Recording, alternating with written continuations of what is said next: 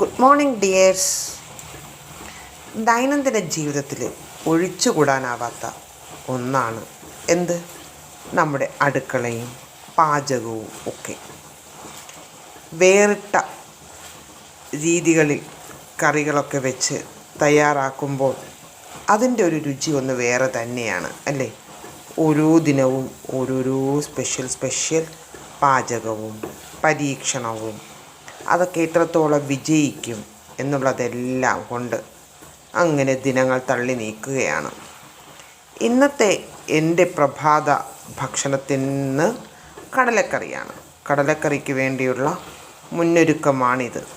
ഉള്ളി, പച്ചമുളക്, കറിവേപ്പില എല്ലാം ഇട്ട് ഇഞ്ചിയൊക്കെ ചതച്ചിട്ട് വഴറ്റി.